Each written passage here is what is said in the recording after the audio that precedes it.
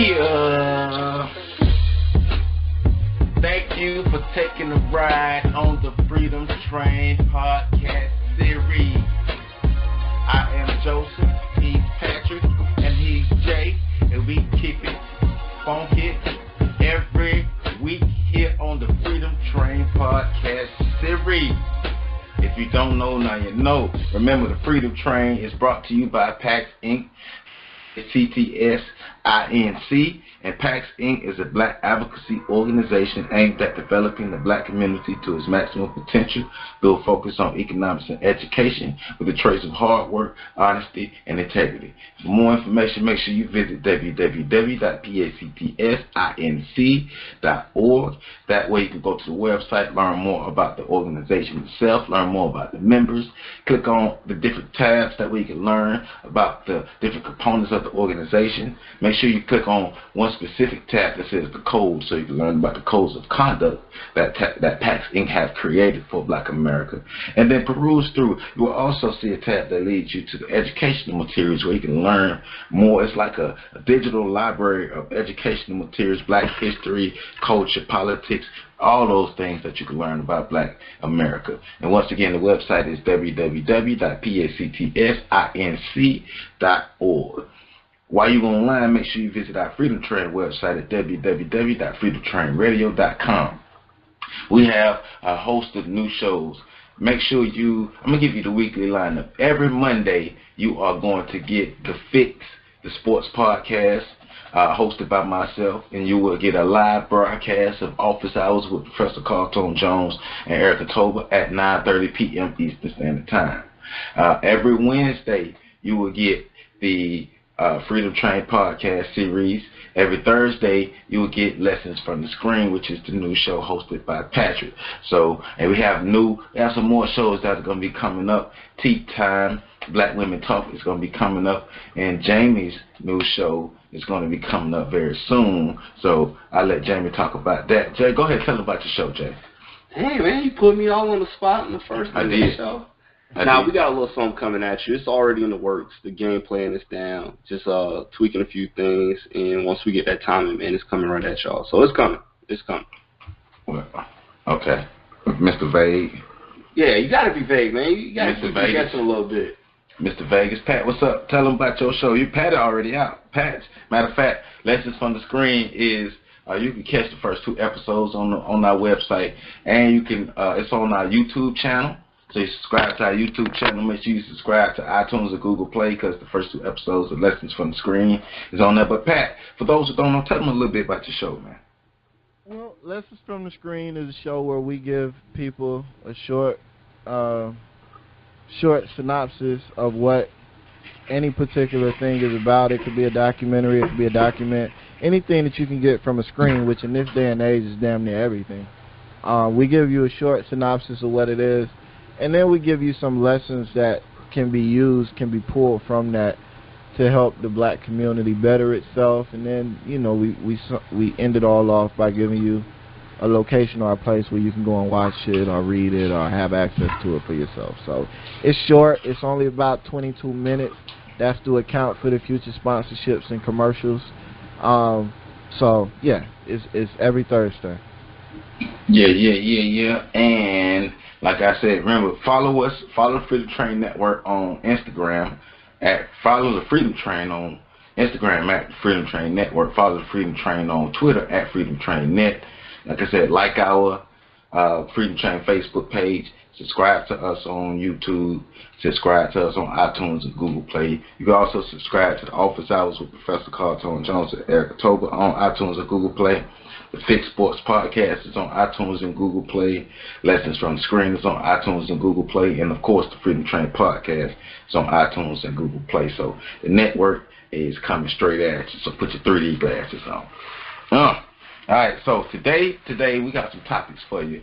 We're going to the African continent, and we're going to kind of break down some things that happened within the governments of Libya and Zimbabwe, and kind of put some pieces together and bring some light to, one, the slave trade in Libya, as well as the fallout of what happened with former President Robert Mugabe in Zimbabwe. But first, we're going to start with the slave trade in Libya, because that's a multi-layered situation, and we may not have time to get into all the layers, but we do want to kind of get a good understanding, or give a good understanding of what's going on in Libya and why it's going on. To Pat, Jamie. What's cracking? Y'all ready to do this? Let's get it. Hey, man, so, all right. In Libya, we have over the last couple weeks, videos have been flooding social media of a slave trade going on, a modern day slave trade going on in Libya. But I do want people to understand, slave trades never really ended in this world, especially with black people. But light is being brought to the slave trade that's going on in Libya. I have seen numerous videos. I know Pat and I have had different conversations about this over the last couple of weeks. I've seen numerous videos about some of the people who are enslaved speaking out about what's going on. There have been different people who have been bringing light to it. Not many people have been bringing light to it, but the social media has done a good job of allowing us to get a view of what's going on. And so we're going to get deep into this, because I've seen videos that go back, videos where some of the men who were a part of the slave trade, who were talking about how since 2013 this thing has been going on. But this, in my opinion, this is coming from the fallout of what happened after Gaddafi was killed in Libya, and we're starting to see the effects of a leaderless country and what happens when black people, well, just what's been happening to black people over the centuries, over the millennia. This is really nothing new, but we do want to make sure that we give good context and good information. So, Pat, you the numbers man. Tell us what you know. Let's start with some numbers, man. Start with some numbers. Let's start with some numbers. Let's start with some facts. You the computer man. You the computer brain. To give a little bit of backstory, basically earlier this month, last month, November 2017, some pictures were floated around Facebook, social media, showing pictures of black people being tied up, beaten, and whatnot, and even, you know, some of the people being held at gunpoint, with a caption over it that talked about the slave trade in Libya. So that's what first got people talking. Now I want to point out, as with most things involving social media, the vast majority of that post was not true, but the core theme of it, slave trade in Libya, was. It's just that the pictures that they showed were not from a slave trade in Libya. Some of those pictures were from instances in Africa that happened years 2011, 2009, 2007. One of those pictures wasn't even anything in the African continent, on the African continent. So that got people interested, and then later on in November, a video footage came out showing an auction, and that really has gotten people super, super, super excited about this issue. And I use the term excited because that's exactly what they are. Like, this issue has been going on for a while. It's probably not going to change. But now it's something new for people to talk about. So that's what they're going to talk about. In terms of the numbers, when we begin to talk about the slave trade, there are estimated 40 million people living in slavery in the modern world. 40, and that's a lot of people. I don't like come on, that's a lot of fucking people. 40 million. Yeah. Right. So to give a little bit more backstory, all of this was kind of, the slave trade auction thing has kind of happened because, and I'll let you guys go further back if you want, but I'm just going to start with the initial cause of this instance directly. What you had was a bunch of people trying to migrate from various places in sub-Saharan Africa to Europe. They were trying to get to what they saw was the European dream. So you had a lot of young people. Again, Africa as a continent has the youngest population in the world, I believe. So you had a lot of young people trying to get to what they believed was the European or the American dream based off what they saw on Facebook. So they were selling everything they owned, all of their goods, trying to make this journey to what they believe would be a better life. In 2014 or 15, I believe it was, Italy changed its immigration policies. Not just Italy, all of Europe went through a situation where they changed their immigration policies. Now all of a sudden it was a lot more difficult for those people to get in.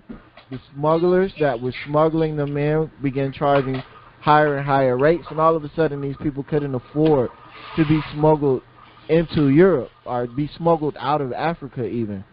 So that's when you started having this whole auction thing really come to light, come to prominence, where now these smugglers would take people that they quote-unquote deemed indebted to them, and they would sell them to recover the debt that they felt like they were owed. I know it sounds extremely familiar. It should to Black people in America. But that's people need to wake up, because that's what it is. Some of these people have been placed in this trade because of the debts that have been occurred, because like you said, they couldn't reach Europe. Like, that's real, and it's blew up from there. All right, before we go in, the social media part, we really got to hit on that.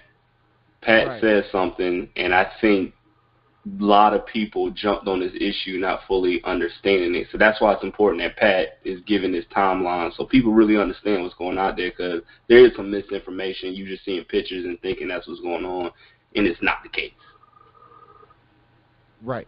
Yeah, that's it. Go ahead. Finish your timeline. So now we come to a point now where, and it's also important to remember that this is not a new issue. I believe 2 years ago, roughly, give or take a couple months, the UN, the United Nations, put out a report detailing the growing slavery issue in Libya. So this is not anything new to a good chunk of people that have been paying attention. What's new is, as always, the excitement around it. The UN knew when it closed its borders, when it made migration to the continent more difficult, it knew that there was a pretty high chance that it would increase the strength of the slave trade, the slavery situation in Northern Africa. So we also have that. And the other, before I shut up with my timeline, the other component that we have to look at when it comes to social media is not just the fact that people are misinterpreting, misunderstanding, misrepresenting, and just blatantly putting out false narratives. Even if the core of the narrative is true, if you believe a false narrative, how you're going to go about solving the situation could be completely off base.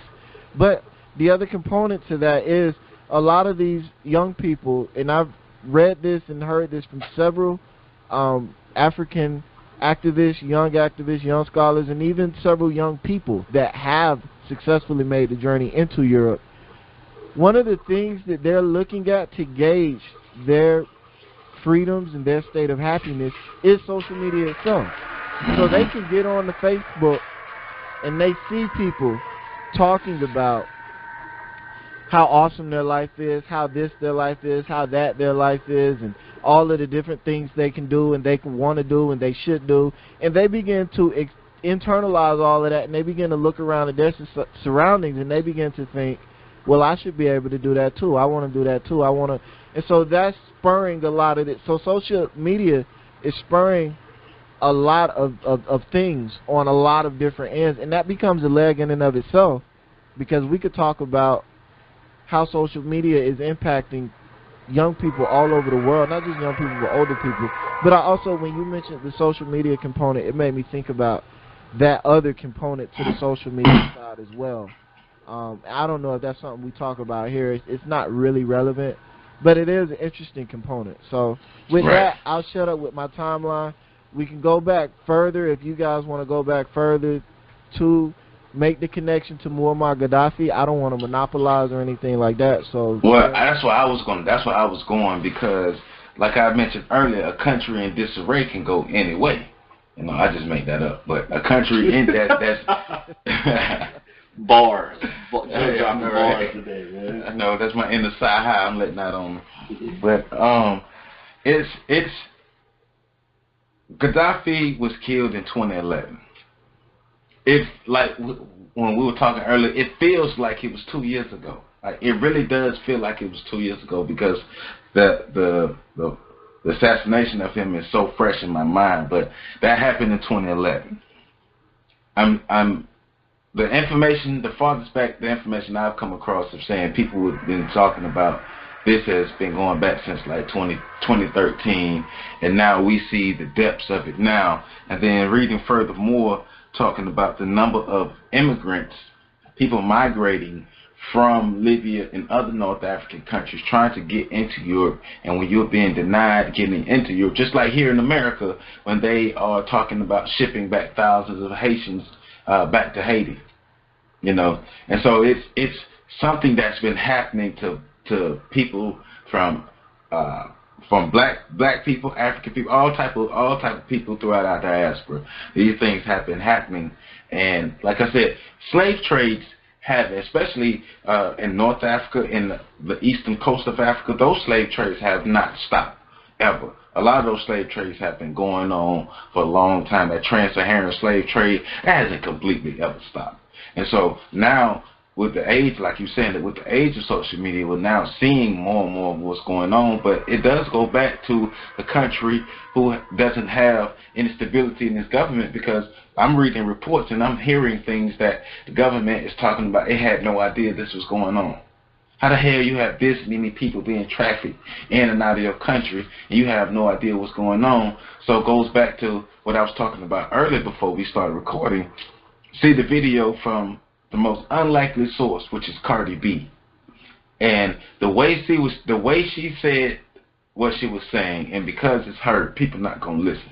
Now, I don't like her music, but that don't mean I ain't gonna listen to. At least give a listen an ear, and if it sounds like you may know what you're talking about. But one of the things she was talking about is who has interest in what's going on in North Africa and Libya. Who has interest in what's going on? Because the UN, the Libyan government, no other these world power governments, nobody is doing anything about it. Everybody's saying it's horrible, but nobody's willing to do anything. Of course, we know in African nations nobody's going to do anything, but follow the money, follow the trails.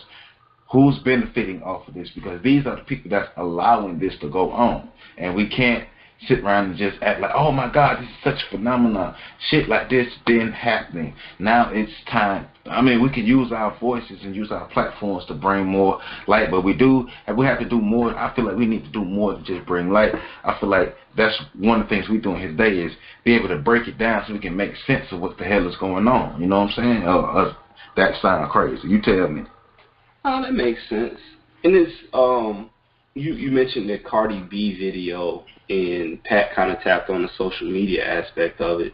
It's kind of sad that the only way we pay attention to something is because somebody create a meme out there. And as Pat alluded to earlier, a lot of that stuff, the pictures we saw, the graphics, weren't even necessarily the situation that's going on over there in Libya or whatnot. It's not even on part of that the continent of Africa. That happened somewhere else, X, Y, and Z. So what I got out of that, and I see people up in the uproar about it because social media, everybody's posting about it. We have a tendency to kind of, like Pat said, we get excited about it. Like, oh, I got an issue. Let me go ahead and post about it. Let me repost and change my profile picture, you know what I'm saying, stop slave trade, this, that, and other. But are we really educating ourselves about what's going on, what's happening, why it's happening? We talking about Muammar Gaddafi and how he was taken out of power. He was pretty much killed, set up, and all that good stuff. Do we understand the cause and effect of what happened to it? And I think people really, we get so excited when we see it on social media. We got another call, something I can post about, say I have to look good online and all that good shit. But I would implore people to, okay, yeah, you found a meme you like, it pisses you off. Educate yourself about it. That way you can learn about what's going on. And if there's a way for you to make some type of contribution to the efforts to stop what's going on over there, then yes, absolutely do it. But we shouldn't be finding out about all these things that are happening in the world just through memes and social media. Like, we kind of got to read. Like the slave trade, that's nothing new. That's not something that just happened in the month of November and December. These are things that have been going on. Even when you just look at human trafficking as a whole. I mean, right here in America, we got human trafficking and children and sex slaves and all that kind of nonsense. So my thing is, don't let social media be the end source of all your stuff on these types of issues, because they're very complex and they have cause and effects. And I think we really got to analyze that as a society, as a people. But that's just my take. And I like how you said, I like everything you said, but when you say cause and effect, we really, because social media is super powerful, and I don't feel like we pay enough respect to it when we utilize it. I mean, you go to another example, the Cameroonian soccer player, Samuel Eto'o. The one who, you know, everybody was talking about how he bought a plane to get the Cameroonian migrants out of Libya, and how he had offered up money to this, that, and the third. And you know, he came out Wednesday and was basically like, "No, that's not true. I didn't do that." You know, but he's, and we're lucky enough that he has enough integrity to not accept credit for something he didn't do. But it does highlight how easy it is to start something on social media and just have it blow up way out of control.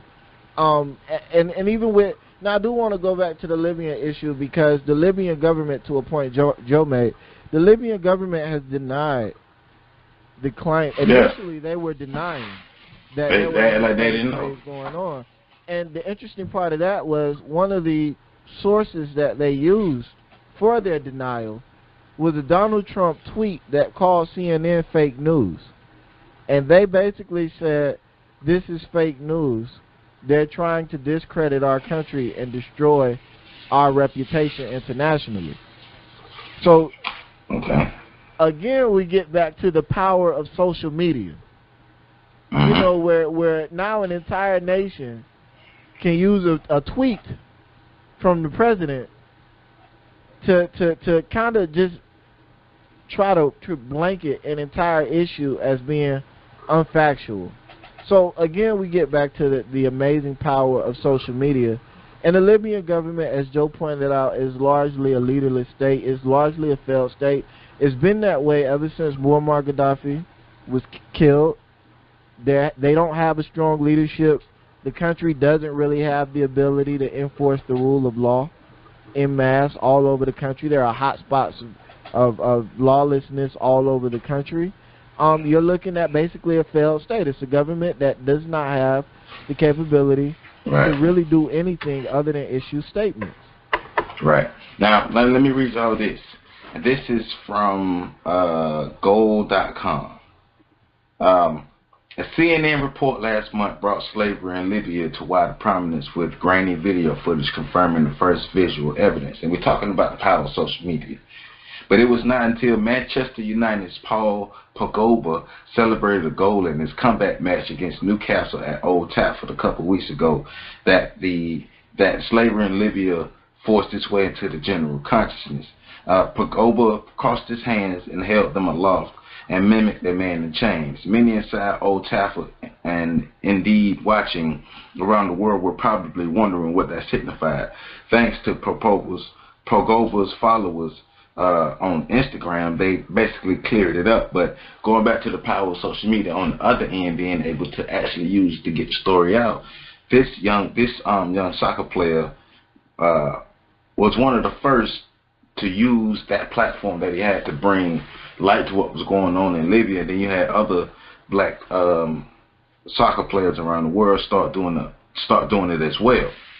And so this is just another way that social media, the powerful tool that it is, can be used to get the message out. But one of the issues is, like you said, is a lot of the false stories do get out, and people do depend too much on the memes and things rather than doing research. But being able to understand that in a leaderless state, in a state like Gaddafi, in a leaderless state, and a lot more information is coming out about why Gaddafi is killed, and it gets down to people whether they want to believe it or not. But understanding that he was trying to create an African Union that could create currency for Africa only that's going to be backed by natural resources. And I think I read something that said Gaddafi had 150 kilograms, or not kilograms, but 150 tons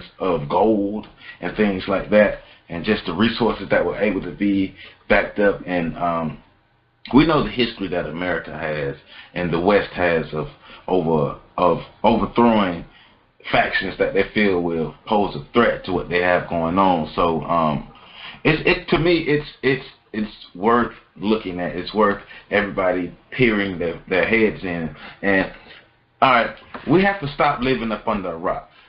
Our parents lied to us. Let's just be real. Our parents lied to us about the world we live in. And hell, your parents probably was lying too about the world we live in. This stuff has always been happening. This is not new in this world. America is a messed up place to be in. All these countries are messed up places to be in, especially if you're poor. That's what it is. That's what the world is. Let's stop acting so surprised about these stories. We have to understand that this is the reality of the world that we live in, and if we keep acting like this stuff don't happen, it's going to keep happening. This is what the world is. So how do we change it? First of all, we need to know what's going on, really. We need to stop wanting to not hear the stories. I'm not saying get to a point where you're consuming so much negativity that you desensitize yourself, but have a grip on the reality of the world that is in front of you, the one that you're living in. And we have to do this because we don't know what could happen in America that could cause anything to go wrong and that could threaten our safety or the perceived safety and freedoms that we do have in America. So we have to stop acting like these things are just, oh my God, it's outrageous and all these things, and and then never have the mindset that this can't happen here. It happened once, it could damn sure happen again. But this is what's going on. But being able to really piece the pieces together really helps us to really get an understanding of why this is going on. And instead of just being outraged, we need to have understanding. And when you are in a leaderless state and then money is involved, because who's really leading Libya like they're supposed to? Who's really getting the country back together, like the foundations and all that? Who's really getting that back together? And what interests do they have? What's their foreign interests, or what's their interest toward the Americas and things? All those questions have to be asked. Yeah, I agree. Again, that cause and effect. That kind of goes back. Well, you got to do some research, as I alluded to earlier. But that. You said so much into that, and a lot of it is going to be hard for people to digest. But this is the world we live in. So people are waking up like, yo, there's still stuff like this going on in 2007? Yeah. Yes. It's still happening. It's never stopped. And that's the hard pill for a lot of people to swallow, because we've seen, some of the gains we made as a people, black people in the world. I get it.